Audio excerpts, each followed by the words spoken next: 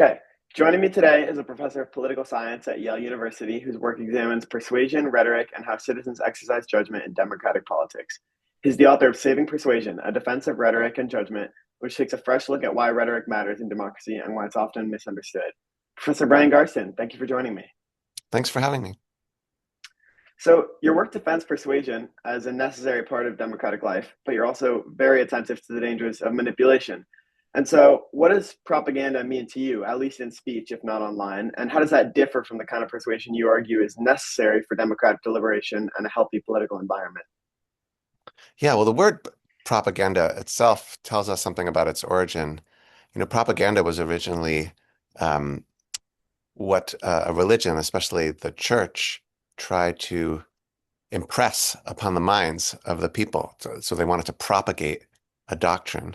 And so they put the propaganda out there. And then it came to mean, as you know, um, something more political. Propaganda was what a certain government or regime try to impress upon the minds of the people. So I think the difference between that and a healthy rhetoric is that healthy rhetoric lets people judge for themselves. So you might try to persuade someone, you might try to make them angry, present them with facts, but in the end, you're not trying to brainwash or manipulate them. You're leaving them space to judge for themselves. Yeah, and obviously, propaganda has changed throughout the years from back when the church was trying to impress it to today. And so, on that note, a lot of your argument turns on how persuasion treats the audience, especially their capacity for judgment. And so, in a world where anyone can speak publicly using social media on political issues and reach a large audience, what advice would you give for distinguishing between persuasion that invites judgment and persuasion that becomes manipulative? Yeah, I think the main advice is to be aware of your own reactions to what you're reading. That is, um, do you feel that you're suddenly taken over by anger, or that you're so indignant or afraid um, that you're not in the best frame of mind to make a judgment? I mean, we can all recognize this about ourselves. If you have a big decision to make, sometimes you might go for a walk or do something to cool down, and we all know it's best not to make a big important decision at a moment when you're kind of out of kilter. And we also know that reading things online or watching things online can sometimes distort our judgment. So I think a lot of it is being aware of your own reaction. And then there's, of course, trying to get a diversity of sources online, trying to evaluate who you want to trust. Um, and often it's difficult to tell which sources online to trust. So reading around a lot of different sources is required, really. Yeah, and so it's also sometimes a little bit difficult to tell what's fake news and what's real news. And sometimes a lot of people think the answer is just more facts. But you've also written that facts alone aren't necessarily enough for politics. And so if we can't really fact check our way out of these sort of propaganda, how can we use ethical persuasion to win people back to the truth rather than just shouting data at them that may or may not be true? I think you're right that fact checking promises more than it can deliver because the real problem centers around the question of trust. Which sources do people trust? And at the moment, people trust very different sources, and therefore they believe different facts. And so, a fact-checking authority won't settle the dispute unless people trust that authority. But so the real question is how any news source that wants to play that role gains the trust of a pretty broad section of the population. And that's actually the question that this ancient art of rhetoric was all about. Like, how do you gain people's trust? And the old advice was, well, you have to suggest to them ways in which you're looking out for their good rather than your own. You have to suggest that you actually have some expertise based on experience. And there are some other factors they pointed to too. So, I think that a news source or an internet company that wants to play the role of fact checking or improving the quality of the debate has to think first about how to win the trust of an audience. Yeah, of course. And so, obviously, also, not all information is now just taken from news sources. And so, everyone has their own different sources with these various social media platforms, which are maybe or maybe not reputable. And so, how has social media culture sort of amplified this unhealthy political discussion, if at all? Well, a lot of people have written about this. A lot depends on the particular social media platform and exactly how it's structured. Some people have pointed to the adding of the like button on Facebook and other platforms as a key moment that um, encouraged a certain kind of visceral, immediate reaction. Thumbs up or thumbs down to what you're reading, institutionalized as a button to press, which then has results in terms of how messages propagate. So, arguably that kind of thing encourages um, kind of viral, not very reasoned um, spreading of opinions. It'd be interesting, and I think some people have tried this to design social. I don't think social media is inherently that way. So it'd be interesting to design around the challenge of how can we slow people down and make them a bit more deliberate. Um, and in a way, that was the that was like the um, pr- goal of some constitutional designers when they were designing the Constitution. And at that time they thought about the Senate, for example, that they were creating a situation which would make people a little bit more deliberate than they would otherwise be. Now, I don't think the Senate quite works that way now, but there's an equivalent challenge online now. How do we design platforms that bring out the best of our judgments rather than the worst of our passions? Yeah, definitely. And so, sort of acknowledging that there is this next generation of people who are raised using these social media apps and are sort of trained to be fed this stream of information that's catering to their views. Do you have any advice on how to sort of keep a level head and sort of stay mindful that you're being sort of pandered to by social media as this happens? Well, I think the first thing is to realize that people are trying, they are trying to get your attention. I mean, attention is a commodity, and making you angry or afraid is the easiest way um, to, to get your attention, or kind of gossip works too. Um, so the first step is to be aware that these sites are trying to get your attention. And then I think asking yourself how you feel after, half an hour of scrolling through this mess of sources. I mean, do you feel like you have a better grip, or do you feel just kind of at the mercy of whatever is coming across your feed? Um, to judge well, like you need to take some charge. And the thrust of a lot of these technologies is to take that agency away from you, again, and just capture your attention. So I think being a little bit indignant, a little bit indignant about the way people are trying to capture our attention is healthy at this point. Yeah. And so it's obviously a big thing that these social media platforms are trying to almost bypass our judgment and play on our emotions and use these visceral images of what could happen to grab our attention. And so, why do appeals to emotion and imagery play such a central role in propaganda or persuasion? And how do you sort of differ between the kind of emotional information that invites judgment or doesn't? Yeah, so I'm not someone that's against emotions or appealing to emotions. Just the opposite, actually, is what I've written. And that's because um, I don't think reason and emotions are always so separable. Um, I think they're often intertwined. For example, emotions play certain functions in our thinking, and one function is to do with what I was just talking about attention. At any moment, you could pay attention to 1,000 different things around you and many different things that people are saying to you. And your emotions kind of direct your attention to pay attention to this or that.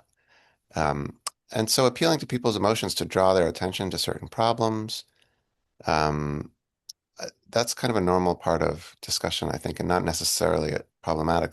When they become problematic is, again, when they overwhelm your capacity to feel like you're in charge of your thinking and that you can um, take a next step and look for more evidence or evaluate. When you feel that the emotions are somehow running ahead of your ability to stop and think and judge, um, And it's kind of a vague standard, I realize, but that's just in the nature of our psychology. I think there's not, well, maybe certain psychologists could turn it into a science and be more precise about it. But I think actually, sometimes things are true in a common sense way, and the fact that you can't measure them super precisely doesn't mean that they're not true. Yeah, and that ambiguity often leads to sometimes people confusing persuasion with that kind of manipulation.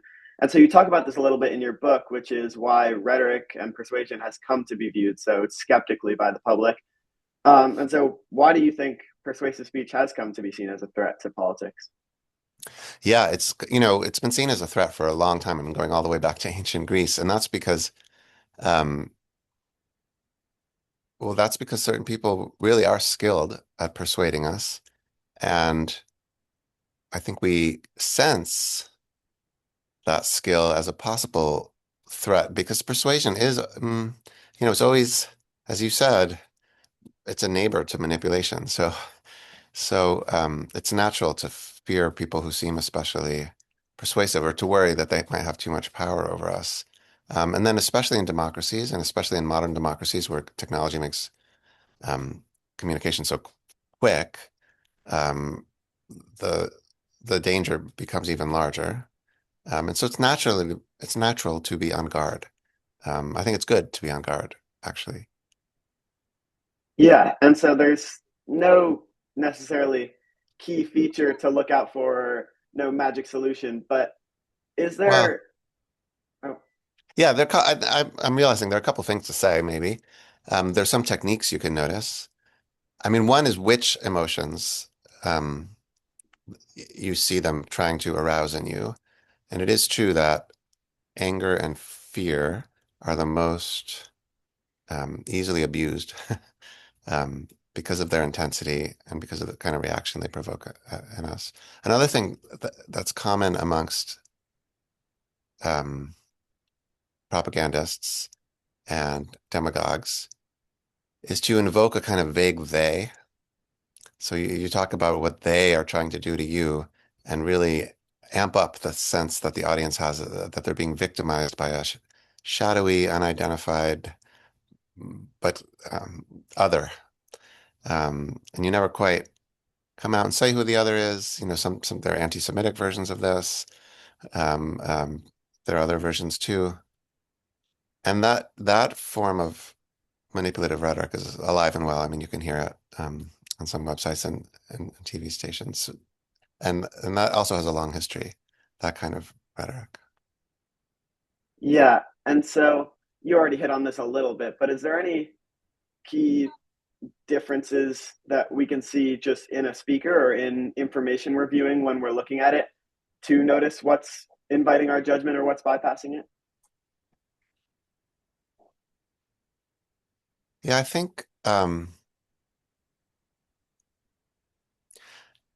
think a speaker that's really trying to appeal to your judgment does provide information. Now, of course, they'll provide information that they think helps their case, but still, they should provide some information and some um, basis for it. And ideally, they would provide you with a way of checking.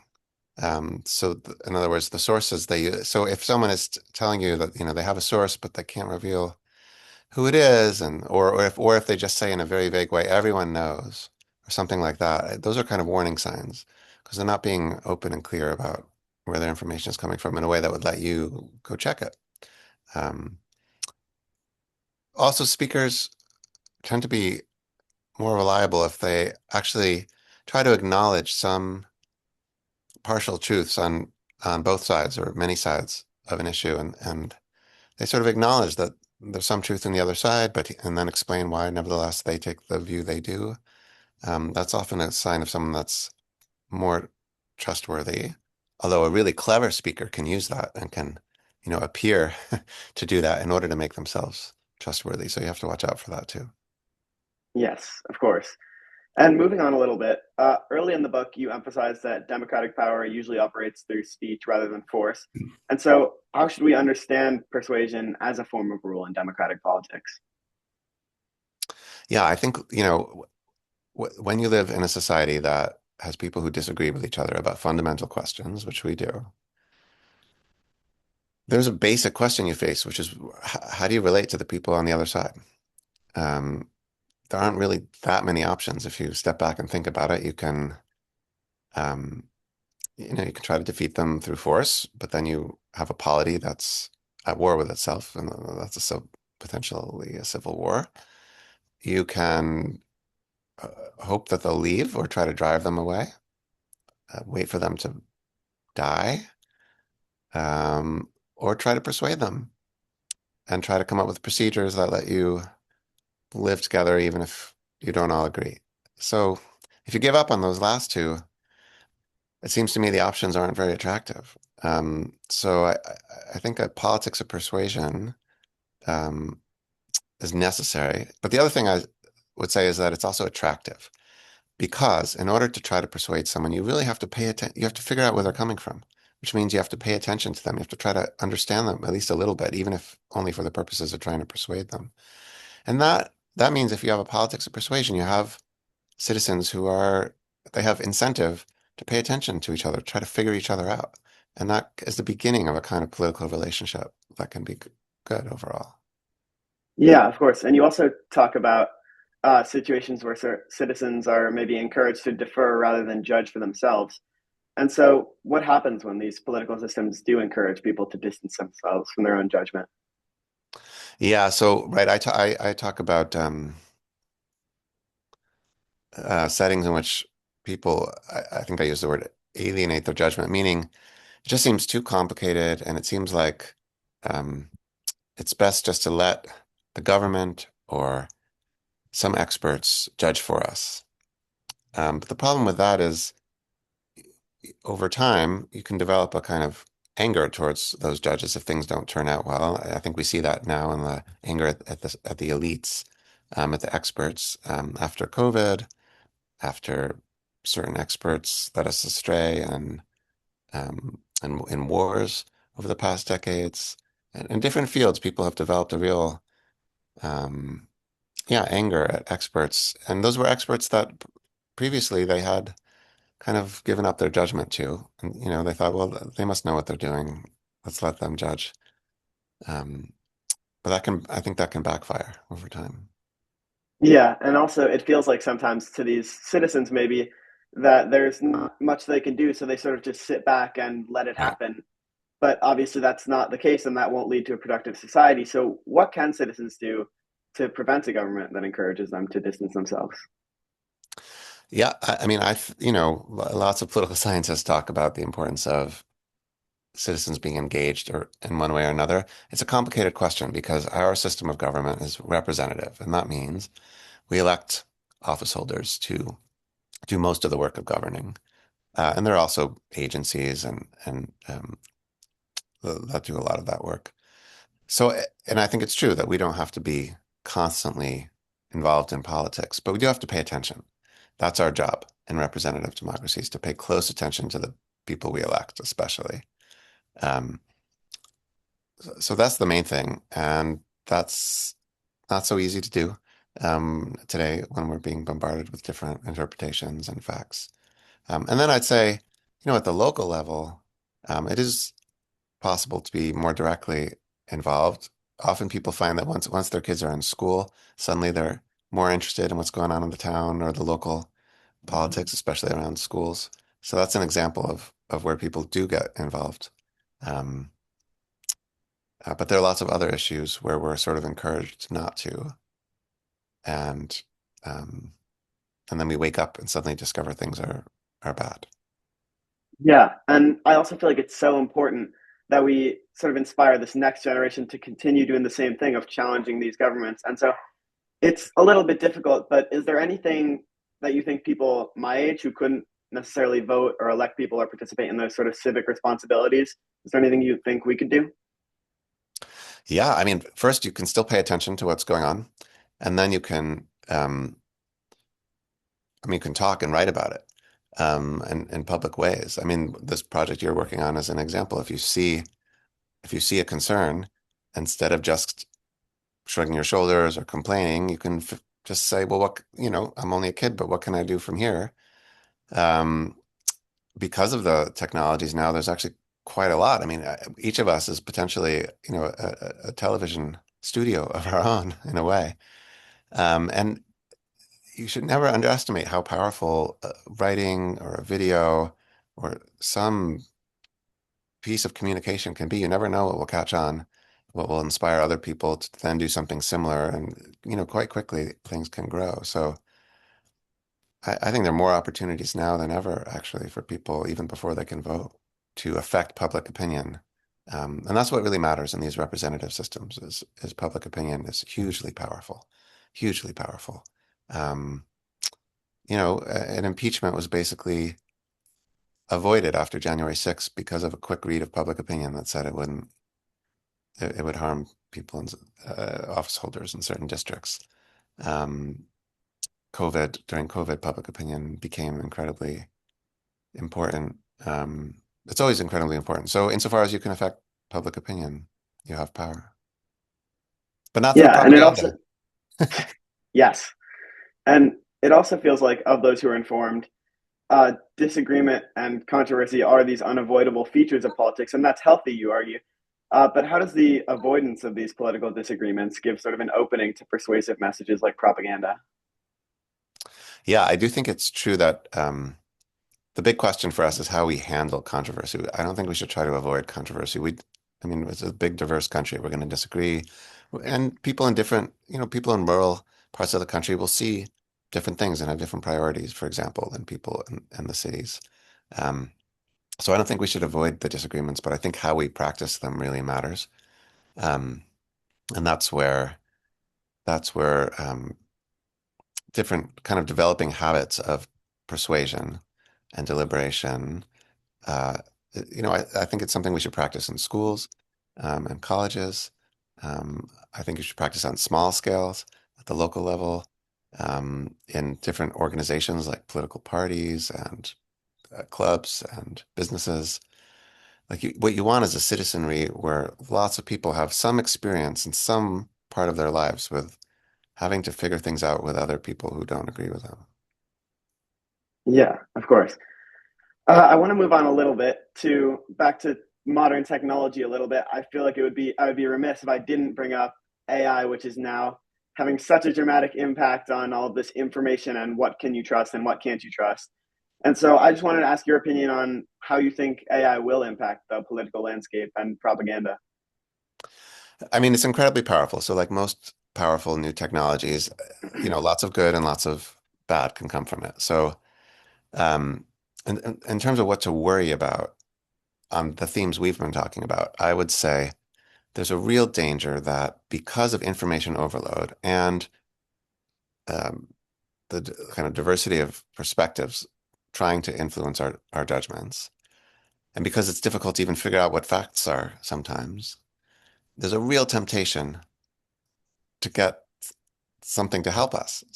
And AI promises to do that. AI promises to, we don't even have to sort through our Google results now. We can just go for the AI result, which kind of does a pretty good job often of summarizing those results.